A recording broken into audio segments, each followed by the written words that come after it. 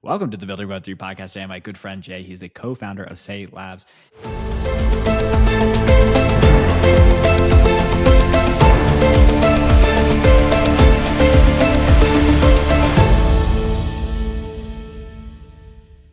Jay, before we get too deep into Sei Labs, give us a brief introduction into yourself and how you got into this whole Web3 world. Absolutely. So first of all, thanks for having me on. My actual initial intro to Web3 was, honestly, it was just from my friends gambling.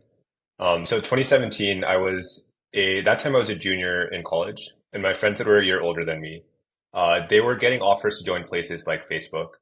And at that time, Facebook was giving new grads $100,000 signing bonuses.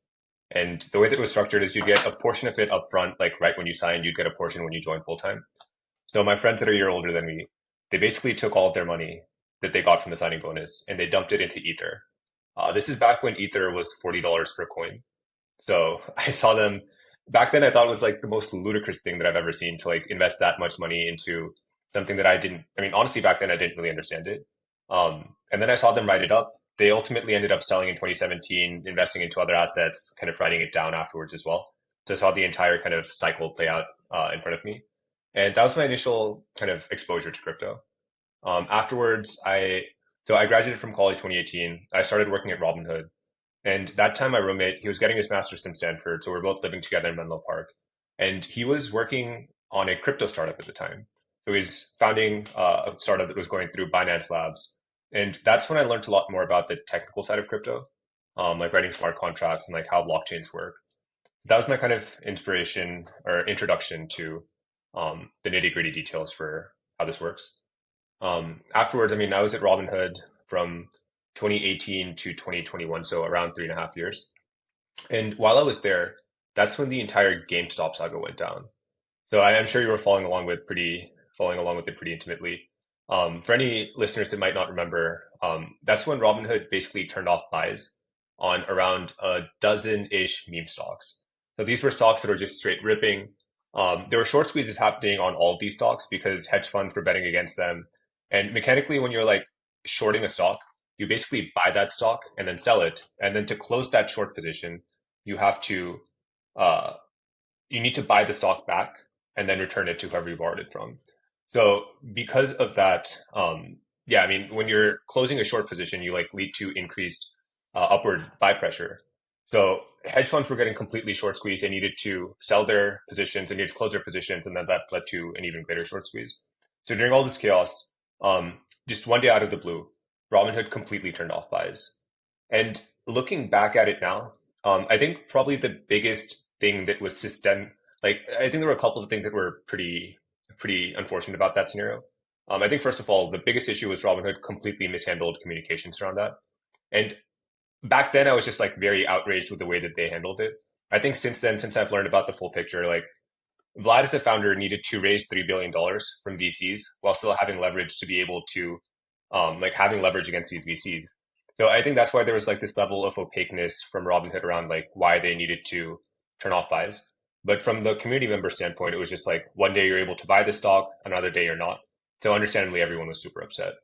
I think the other issue was just this concept of T+2 settlement, where it takes 2 days for any of these stock trades to settle. And I think that's just like one of the really unfortunate facts about our current American, like this traditional financial system. It's not really built for like 2021 technology or 2025 technology. It's really built in antiquated technology at this point. And I think we really should be moving away from all of that. So because of all of that, we initially wanted to build something like Robinhood, except build it on chain. That was our initial inspiration. And I'll pause for now, but that was what led to our entire journey with Sei. But first, let's talk about our amazing sponsor, HiMapper, who helps make this show possible. They're keeping maps up to date in a really clever way. All you need to do is drive your normal routes with their smart dash cam installed. No extra routes, no extra hassle, just drive like you always do and get rewarded. Join HiMapper and keep the map fresh for everyone.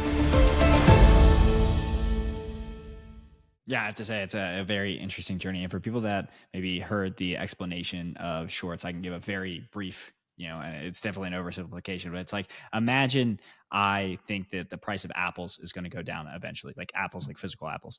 I could just borrow apples from him sell them at the price. And then when I have to give him back the apples, I've already sold at that higher price and I can take the essential delta because I know I'm betting essentially that it's going to be a lot shorter. So now tell us a little bit about, say, so you wanted to build essentially a Robinhood on chain. Now, a lot of chains we talk to, sometimes they have maybe like a specific vertical in mind. Is this like an everything chain? Is it like, hey, I'm focused on, high frequency trading? What is the exact kind of like ICP you guys were going after?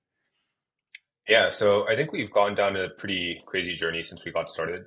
The current version of Sei that is live on mainnet is the first parallelized EVM. So we are a fully general purpose chain. And I think the thing that made Sei really special is like over the past few years, there's one thesis that we've developed, which is that the EVM is here to stay. Like every single developer in crypto right now, or almost every single developer, is an EVM developer. So if you look at the distribution, Electric Capital put out a report earlier this year. It's something like 75 to 80% of devs are EVM devs, even though like Solana, Sui, like all these other chains that have different execution environments, they've done good. Like they've done really well from a price standpoint and from an like project standpoint as well in terms of how many projects have been launching. And I think that's really because it's exceptionally difficult to get a developer to move away from the EVM. From their standpoint, it's not just a tech stack. It's more than that. It's like it is the tech itself, but it's also the mind share, the liquidity, the tooling, everything that's built up around that as well. So for similar reasons to why we didn't see JavaScript getting replaced by like VB script or like WebAssembly, we've kind of seen the EVM sticking around. And I think it's a pretty fair thing to say at this point that the EVM isn't going to be replaced anytime soon. It would take something pretty substantial for the EVM to stop being the default execution environment. So what we realized is, okay, EVM is here to stay. The biggest limitation of the EVM is a lack of throughput. EVM is not able to handle that many transactions per second right now. If you look at Ethereum L1, it's only able to get around 1.25 megagas, which is an upper bound of around 60 transactions per second in theory, but in practice it ends up being like 20 TPS. And if you look at any of the rollups that are built on top as well, top of Ethereum as well, like if you look at any of these OP rollups, they get around 10 megagas, which is not really more than like a couple hundred transactions per second in practice. So that's why we're like, okay, we need to scale the EVM because when you have this low throughput, you end up having much higher gas fees and developers have a much more restricted design space as well. So we started scaling the EVM. That was the inspiration for Sei V2, the first parallelized EVM. In terms of which sector we're focused on, I think the initial inspiration was entirely around finance. It's kind of a no-brainer to me that finance is going to be the thing that very clearly benefits from being built on chain. If you think about like what a blockchain is, it allows for people that don't trust each other to interact in a verifiable and permissionless way. And it's like you really need something that is high value for this interaction to even be justified to happen in this kind of format. And because of that, it's basically just finance where it's very clearly like, yes, finance makes sense to be built on chain. And that's why if you look at things that have product market fit right now, I'd say there's only two things in crypto that have product market fit. The first thing is stablecoins, and the second thing is exchanges. And both of these things are very clearly tied to finance and DeFi. So I think moving forward, there will be a ton of innovation happening from the DeFi side. Everything else in crypto right now, I think, is much more of an experiment to see whether it's high value enough for people to really care about using it on chain. We started seeing a lot of other stuff getting built on Sei right now. So there's people that are building AI projects like AI Launchpad getting built, stuff getting built on top of that. There's RWA projects, there's DeepIn projects, there's a ton of games that have launched as well. And then there's some social applications as well. So right now, everything is getting built, but I think it is very clear that like finance is going to be one of the strongest points on any blockchain. Yeah, I'd also add. I often say there's three real product market fits, and you named the first two, and I think now AI will be it because an AI agent can't just go into Chase Bank and be like, "I'd like to open up a bank account, sir," but I really foresee that we'll have more AI agents on chain than humans in the next like 1 to 2 years. Yeah, so the payment part specifically is really exciting with blockchain. Like, if you think about it, AI agents, like if they're doing agent-to-agent communication, there needs to be some kind of interface that is a standardized interface that allows all of them to interact with each other.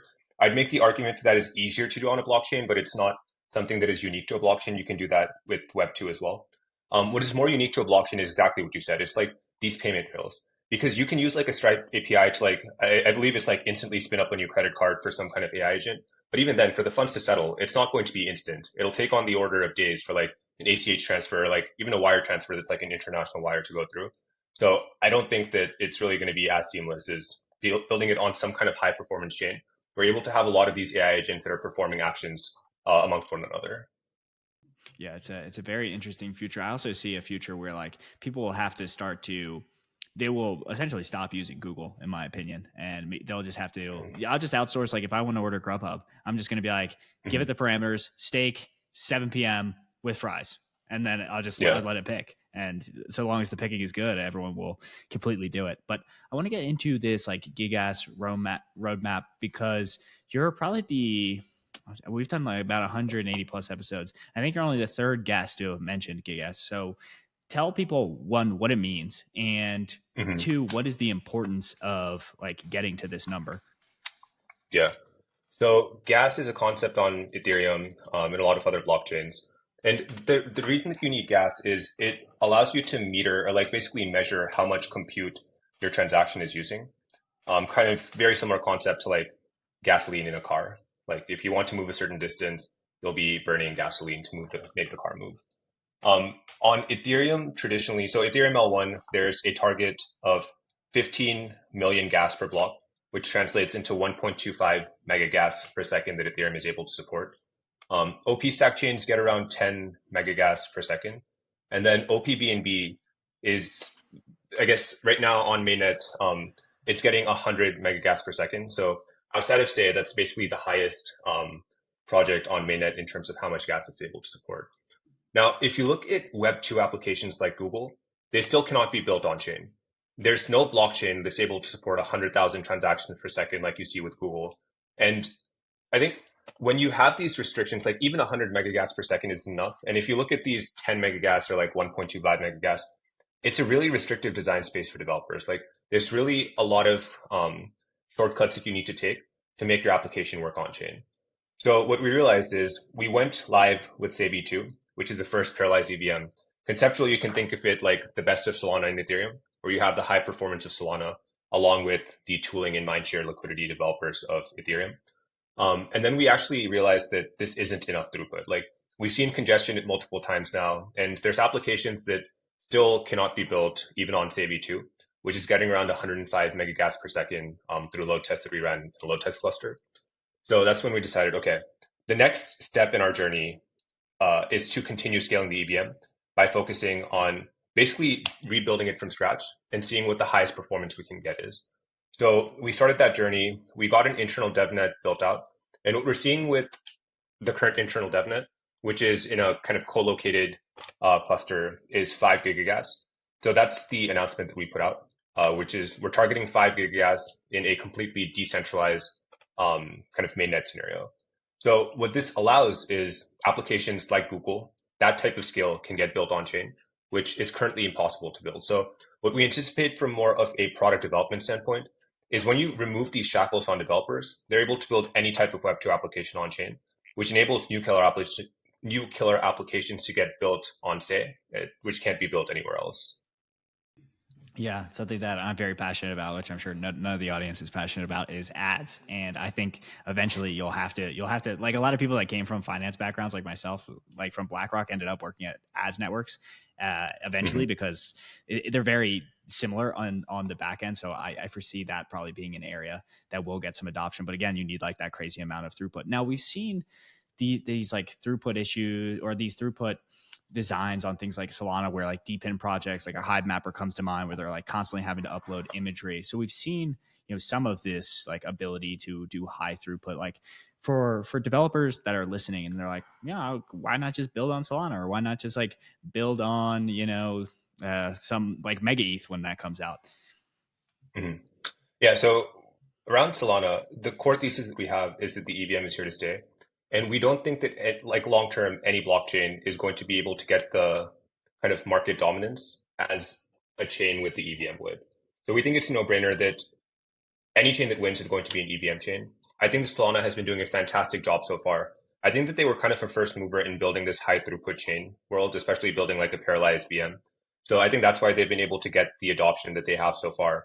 I think long term though, it's going to end up being some kind of EVM based chain that ends up winning. Between like Stay versus like Mega ETH or any of these other projects that haven't launched yet, I think it's one thing that people underappreciate is just how difficult it is to go from not having anything built to a public testnet to a public mainnet to being post TGE and then having something that actually exists after that. Like in our case, from the public testnet to the mainnet, it took around, I want to say 9 months. And we're one of the fastest moving teams in crypto, if not like the literal fastest moving team. And people often just don't really like, there very much is an 80-20 rule at play with launching any kind of blockchain. And from the public testnet, like you uncover a ton of issues that need time to resolve. The other part of that is that the excitement around any project that is pre-TGE, a lot of it is, in a way, people are just very hyped up about it because it's pre-TGE. After the token is launched, I think that's when you start seeing the true strength of an ecosystem. And I think especially some time after that token has been live is when you really see who's there and who's in there for the kind of long term. So in Say's case now, I think it's been around 18 months and we have a very real ecosystem. And I think it's really hard to have that kind of excitement around a project that late on. So in the case of any of these pre-launch projects, I'd love to see what happens after they launch. But I think right now it's a no-brainer for any strong developer to launch on an ecosystem that is live, like Stay or like Base or any of these other EVM chains where you can actually have users in activity. Yeah, one of the only other guests that ever talked about Gigas is Lewis from Gelato, and he had this thought of a sovereign roll up. I'm not sure how familiar you are with that, but essentially he was making a bit of an argument that like kind of every chain like will all just be roll ups at the end of the day. Like everything will boil down, and then you have like maybe the Solana vision where it's like we're just going to have a very performant L1. Yeah, there's Solana network extensions, this, that, and the other thing. What is your what is Say's guess on what the future holds? Is it every app its own chain? I don't think that's going to work at all. I think there's going to be a very small number of L1s where most of the activity happens. And it's really interesting because when we got started, we had at that time, it was a very contrarian take to build an L1 instead of building a rollup. I think in the past month to 2 months, that has completely shifted. Like if you're looking at any private deals right now, a lot of teams that are previously building L2s are now building their own L1. And I think the only reason people were building L2s back in the day is it was aligned or because they thought they could make more money from that. If your goal is to build the highest performance infrastructure possible, there's only one architecture that actually makes sense, and that is building an L1. The second you start splitting up the execution layer from the settlement layer from the DA layer, it adds more and more complexity to the network. And while I do think it's good for experimentation, like if you want to just be able to launch something quickly and scrappily, that's a great approach. But if you want to build something that is extremely high performance, you cannot build that in the same way because once you have these different parts of the stack that all need to interoperate with each other, it leads to more complexity of the overall system. And you can just reduce that communication overhead by building it all into one monolithic service. Interestingly, this is exactly the same thing that we've seen in Web 2. Like back when I was at Robinhood, we had a bunch of different microservices and maintaining, like having these microservices communicate with each other was a total mess. Like that has been one of the biggest sources of production incidents in Robinhood, just like these microservices that are out of sync with each other. So yeah, I mean, monolithic services are much, much better for that. In terms of growing ecosystems as well, I think it's extremely difficult to grow an ecosystem as an app chain. That's why historically there have been zero app chains that have been able to find huge amounts of product market fit. I think Hyperliquid is the only example that really comes to mind in terms of one that has been able to find success. And even then, it's only been, at this point, I want to say a couple of months for it. So I think it's more fair to say how successful they've been in a year and a half ish. But yeah, I mean, when you're building your own app chain, you're basically screaming into an abyss in terms of getting attention. Whereas when you're building a general purpose chain, every project that's building on top of that ecosystem, they're in a way all supporting the base layer. They're helping that base layer succeed, which in turn helps themselves succeed as well. And you don't really get that with any kind of app chain. Yeah, how do you guys combat this? And I want to say this came up in the Eclipse episode. Is kind of this noisy neighbor problem. Let's say there's an app that's doing really well. Pith comes to mind. So Pith, when they had first started, they would have essentially taken up like almost all of the block space on Solana. Mm-hmm. So they ended up having to fork Solana at a certain point. Is this something like, hey, we just need more scalable blockchains and this will cease to be an issue, or like what's your general take there? Yeah, I mean, I think if you have good fee design and then you also have localized fee markets, a lot of the issues around this will be mitigated, if not completely resolved. So one of the issues, if you have like a global fee market and then block proposals, block production happens from basically just looking at all the transactions in the mempool and then picking the ones that are paying the most money, then you kind of get this noisy neighbor problem. But if you have localized fee markets where each block producer is forced to include at least, like for example, right now in Solana's case with localized fee markets, you have four different work streams that are forced to happen at the same time. And you're going to have like, even if there's an NFT mint that's really popular, that's not going to be affecting your game because you're going to be guaranteed at least four different work streams that are happening. So I think localized fee markets will be one of those things that really forcibly solve this problem. I think the other part of it is just like the data propagation layer, because it doesn't matter if you have localized fee markets if the transactions aren't making it to the block producer in the first place. I don't think that Solana has completely solved that problem. I think that, but fundamentally, like if you're able to come up with a solution for both of these problems, then you'll be able to solve the noisy neighbor problem. And I think that's what's going to end up happening in the next year and a half ish time period. That's what we're very heads down on from the Sei Giga roadmap as well. Just make sure that all of the fee constructions and data propagation layers are well thought out enough to account for that.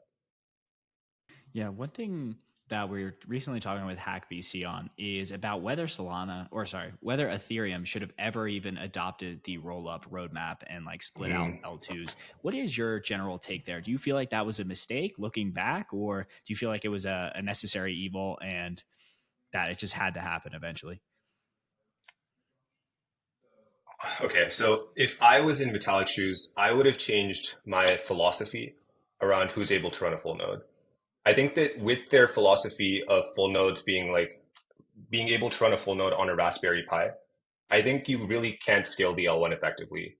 Like trying to parallelize the EVM, for example, you cannot do that effectively on Ethereum L1 right now because that increases the amount of throughput that your system needs. That increases the number of cores each machine needs. And if you have a Raspberry Pi, like you just can't handle that load.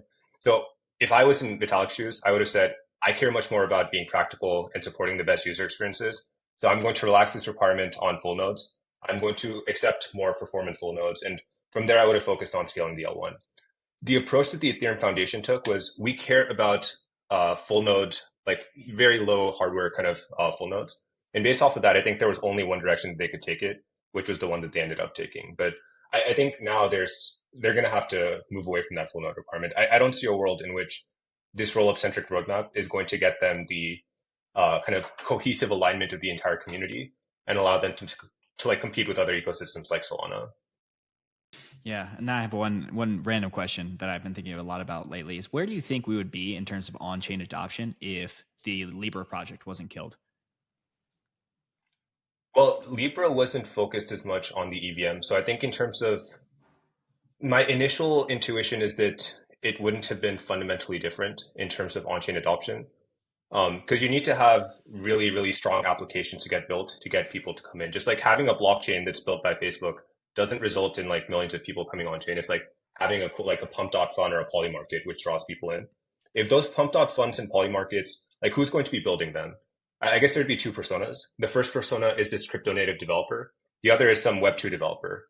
I think crypto native developers have a much higher chance of building this killer application than a random Web2 developer would. I don't think Web2 developers have the network to be able to raise money in crypto. I don't think they have the experience to know what really works well in crypto. So I think there's a much lower likelihood they'd be able to build a successful killer app. And if it's crypto native devs, like they're all EVM devs, it's very difficult to get them to move away from the EVM. So yeah, I think it wouldn't have been much different. Yeah, I think actually one of the problems with crypto adoption or on-chain adoption is there aren't that many use cases, and we talked about this earlier. There aren't that many use cases where it makes sense to build on crypto rails. Like, of course, finance, of course, stable coins, like microtransactions. But like, if you really think about it, like, do we need Facebook on chain? Like, I look at the Farcaster numbers on something like Kaido, and I like, truthfully, it's if I was the CEO, I'd be freaking the f out. But all that is to say is like. Talk to us a little bit about like some of the companies that are building on Sei. Like, is it mostly finance? It seems like you guys have a mix, but it seems like finance might be the main vertical. Yeah, I mean, right now I mean, every vertical has different things that are building on Say right now. From Interestingly, the biggest vertical that has taken off is gaming, and I think that's because throughput matters the most for gaming compared to other projects. There's been a lot of like shortcuts that people have found for like trading, for example. They're able to get trading working in other ecosystems through like automated market makers. But for gaming, like you just need a ton of throughput going on chain, and Sei is really one of the few blockchains that's able to support that. So we have a ton of games. What I see happening over the next year or so is more DeFi applications, more AI applications, and more RWA applications. Um, I mean, DeFi is a complete no-brainer. For AI agents, I think Sei is going to be one of the places that can actually facilitate agent-to-agent interactions, agent-to-agent payments. So I think Sei will be uniquely positioned really well there, especially once the Sei Giga roadmap goes to mainnet. Because with that, like, Sei is going to be the only place where you can actually support that kind of throughput. And then, yeah, I mean, RWAs. And one thing that the foundation announced recently is a decentralized science fund. So that's one of the bets that they're taking, which is a lot of people in crypto right now, they think decentralized science is a scam. But from the Sei Foundation side, they believe that there's enough potential over here that they want to encourage experimentation from builders. Because one of the problems it's solving right now is tied to the core thing we're talking about before, which is just how do you get people to commit resources when they're in this like untrusting environment. Right now, one of the big use cases has been to raise money for decentralized science, but I think it can branch beyond that as well. And that's one of the big bets that the foundation is making too. And then tell us, for people that are unfamiliar, because I actually don't think we've done a DeSci episode, tell them what decentralized science is aiming to solve. Well, so they want to decentralize the entire process of like, I guess the end-to-end workflow for like how I would say science happens is like a very high level way of framing it. I think tangibly, one of the bigger problems that people face right now is this fundraising problem, which is how do I get money to even start doing research on one of these? Like, let's say I want to build a new drug to solve this like really messy kind of disease or something. How do I raise money over there? That's, I think, one of the big problems that DeSci has been solving so far, which is making it easy for people to raise money, to start kicking off scientific research, and to have something that lets them basically build some kind of product or something that lets them raise money in the future as well once they have more research done. I think in the future, that's one thing that I want to see playing out. Like, what are the other use cases where it will end up being super impactful? I don't think that's very clear yet, and that's what the foundation wants to take more of a bet on. Absolutely. And we have a lot of builders that listen to the podcast. We like to ask every single guest, what is an area of like the crypto or Web3 ecosystem that you feel like is under addressed? Like if you couldn't build Sei, what would you want to see being built? That is under addressed. It could be under addressed, or you could be like, hey, the current dexes are not really, meeting standard. I can give you an example. Bo from Polymer was like, you could use a cryptographic, you could use essentially like crypto in order to stimulate dating apps because they have very skewed markets in terms of their reception. That's true. That's true. One thing that I think needs to happen is better stablecoin tooling. Stablecoin infrastructure is just much better than normal financial rails. And many other countries, they don't have something that's like similar to Venmo that like makes it trivial for people to send money in seemingly real time. So I think there needs to be a lot more experimentation happening at the stablecoin level, especially in other countries. I think historically the US government hasn't had a very friendly approach to that, which honestly to me makes no sense. Like if other people are using USDC, that's good for the US dollar. It allows the United States to retain American hegemony. So I think that'll be something that under this current administration will probably be explored a lot more in terms of just having stablecoins be the default stablecoin like payment rails moving forward. All right, well, builders get to it, and then finally, like, where can people learn more about you? Shout out any Twitter, shout out any kind of like foundation website you want people to come visit. Yes, so you can just shoot me a DM on Twitter. My name is Jayendra_Jog on Twitter, so JAYENDRA_JOG.